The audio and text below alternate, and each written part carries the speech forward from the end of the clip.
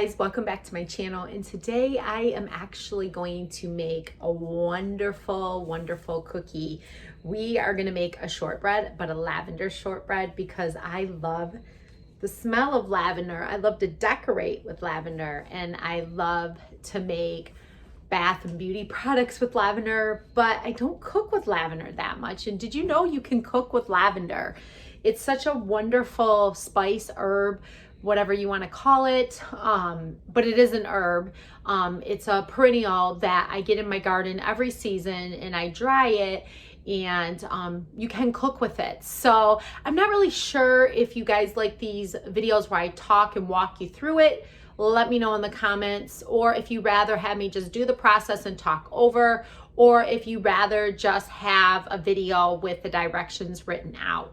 But nonetheless, the directions for this recipe, this delicious recipe that I experiment with, you can find over on the blog, which is linked below. Give me a thumbs up if you like my cooking videos, because I do tons of videos on natural living from scratch recipes, homemade, holistic things on a budget. So I just want to go back to the basics and create a more wholesome, healthier lifestyle for not only myself, but for my family, but on a budget. And hopefully I can encourage you and inspire you to do that. If you've been following around, you know that I do a lot of DIYs, a lot of cooking, a lot of cleaning, a lot of homesteading. So I'm gonna walk you through this recipe today, but let me know, like I said, in the comments below, because I'm not really sure which one you like, and I would really love your feedback. So let me show you how to make this cookie. Okay, to make this recipe, you need 3 cups of all-purpose flour.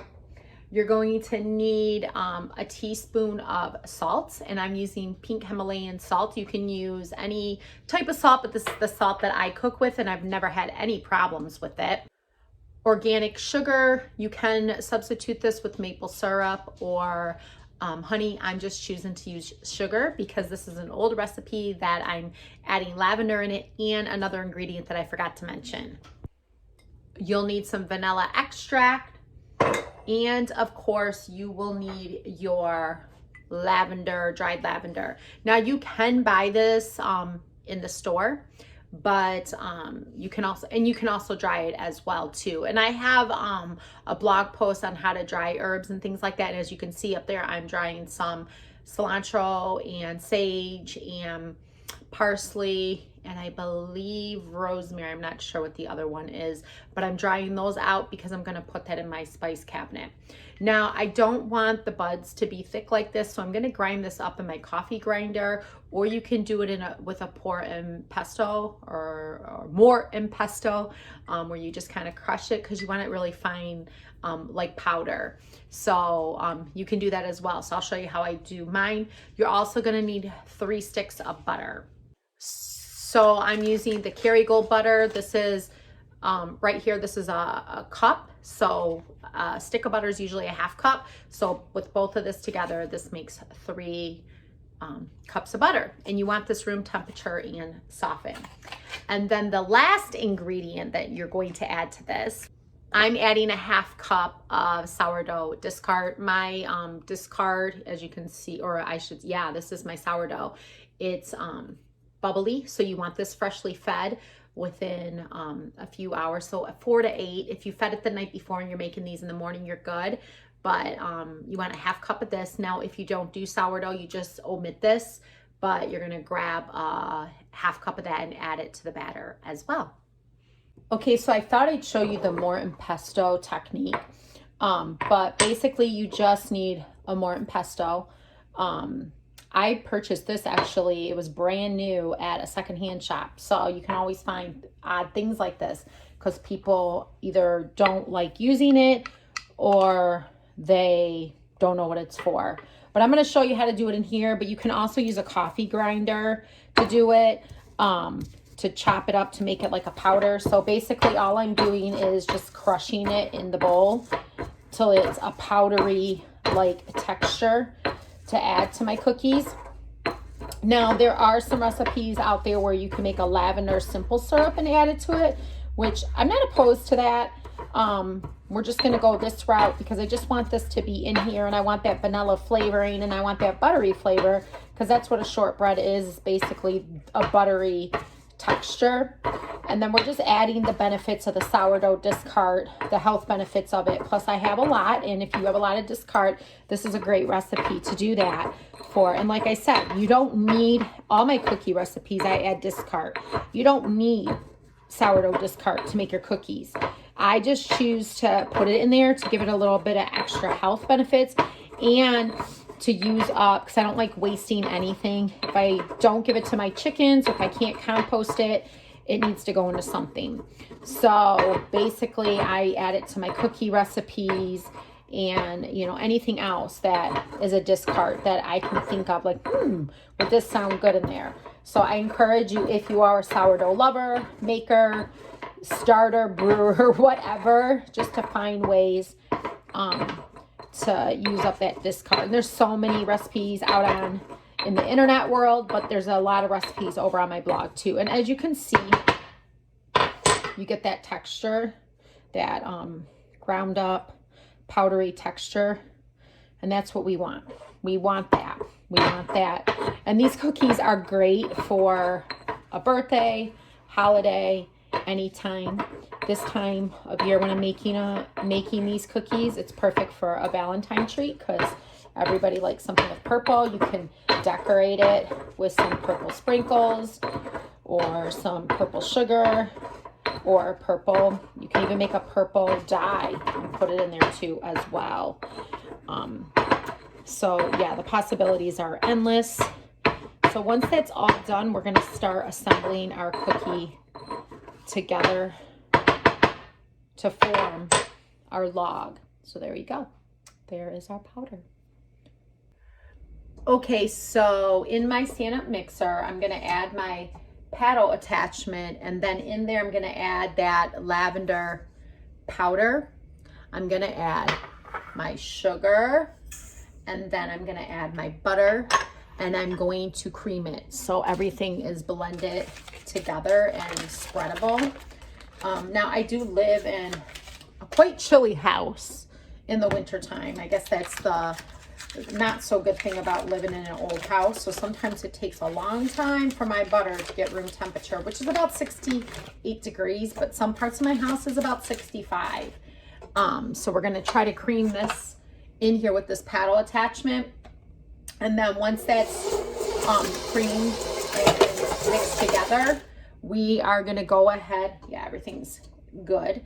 We'll go ahead and add the vanilla, the salt, and the flour. So we'll give this a few minutes to cream.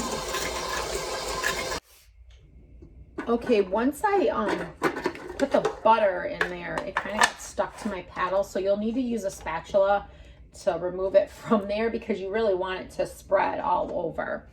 And at this point, once it's spread, you're going to add your salt and your flour. And well, I add a little bit of flour, and I also put this flour guard on with my mixer because there'll be a flour mess. So if you have one of these, they're really great, these little chutes from KitchenAid, because then you're able to gently place the flour in there and give it a good mix.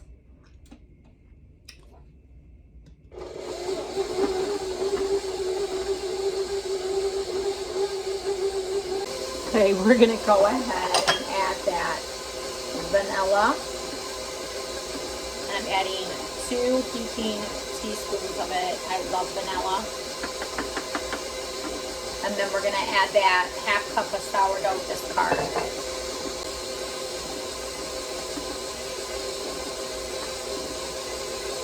Alrighty. Okay, so I think the dough is pretty much done.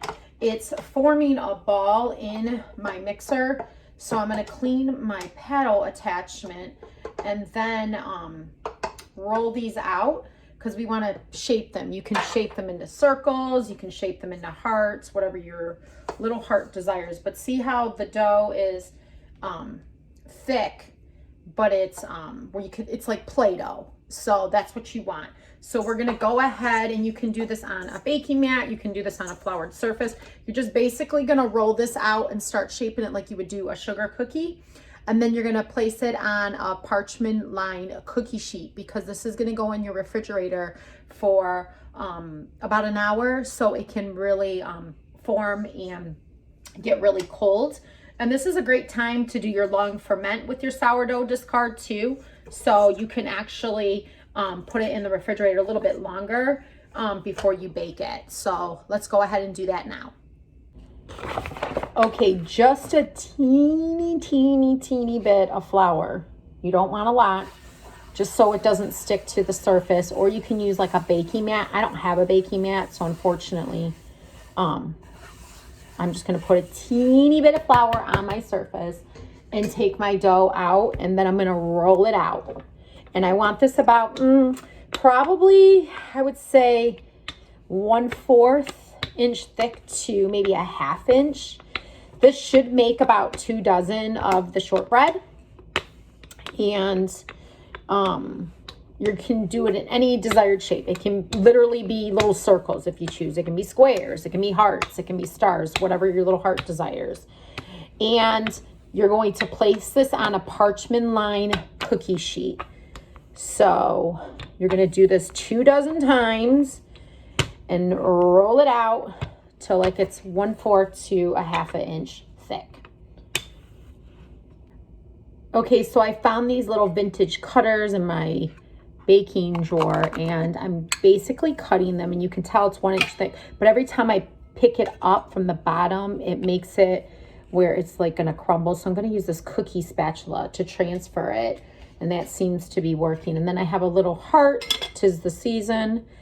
I'm gonna do that and pull it away, and then use this to lift it from the counter, because I think it's going to be a little bit easier. And then I have this oval shape too. So the possibilities are endless. You guys get as creative as you want. That is what we're going for here on this channel, is creativity, trying new things, living our best life intentionally with good food, a beautiful home, and creating wonderful memories. So that's what we're doing here. That's all we're doing. And let's see if I can get a few more, and then I'm going to have to assemble this into a ball again and roll it out to make it into some more shapes. Okay, we're just about done. I had to double up the parchment because I ran out of room on my cookie sheet, and I didn't want to put 2 cookie sheets in my refrigerator. You can do that if you want to.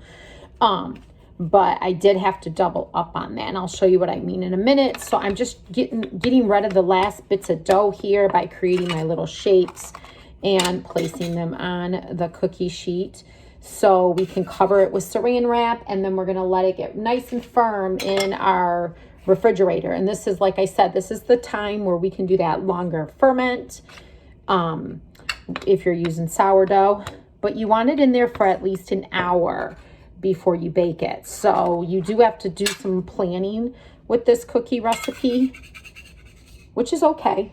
You know, they're fun, and there's so many different varieties out there. So I have this little smidget. So what I'm going to do is roll it into a ball and then flatten it, and then this will be just a little flat round shortbread. I love shortbread. I love shortbread with a nice cup of tea. So this is going to be wonderful with a nice cup of black tea and a lavender shortbread cookie.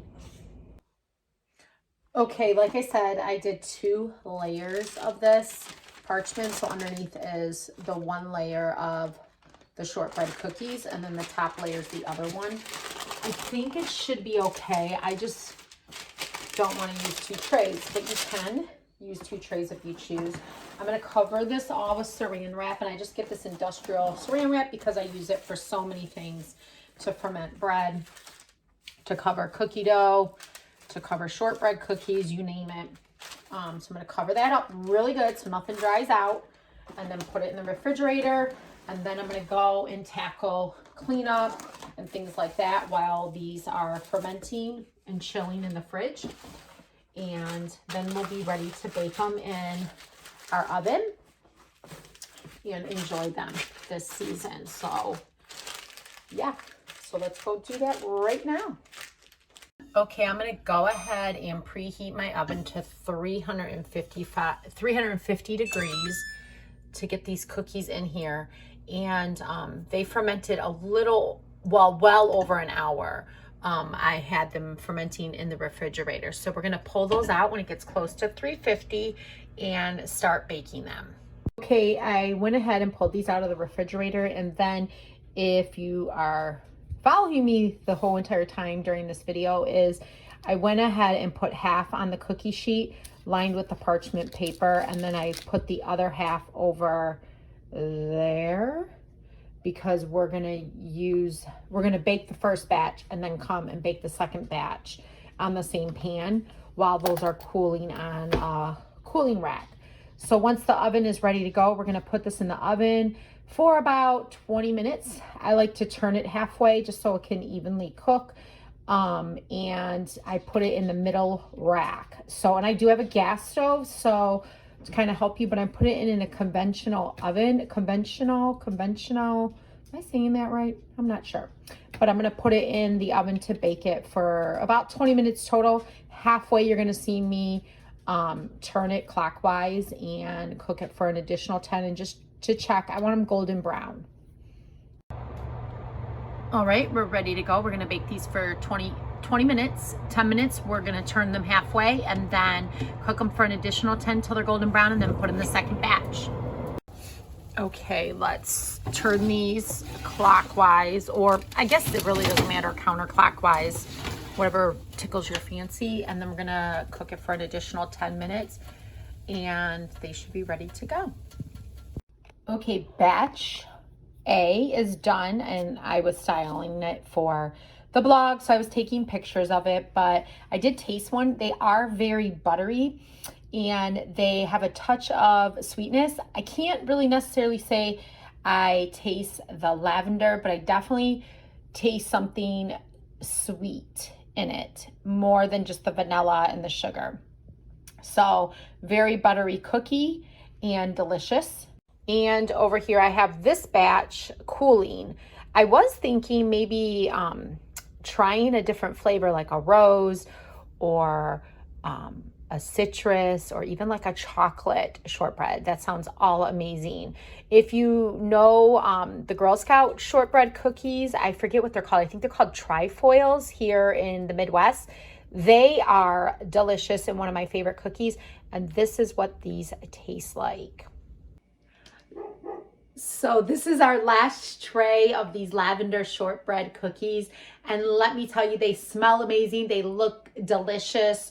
I actually tested one in the previous batch and they are very buttery and delicious. So if you like a Girl Scout shortbread cookie, which I think is called the trifoil, you're gonna love these cookies. They're very delicious. You can create pretty much any shape you want. It doesn't have to be these little squares and ovals and hearts that I did, but the possibilities are endless. Head over to the blog to print the recipe, to pin the recipe for later if you choose. Like I said, you can omit the sourdough, but that sourdough is going to give you that extra health benefits that we all love and we all enjoy. So give me a thumbs up if you love baking videos, if you like these style of videos, like I said in the beginning of the video, where I'm talking and walking along with you as we prepare delicious food. So head over there, print those recipes, give me a thumbs up, give me a comment, let me know your thoughts, and I'll talk to you guys real soon.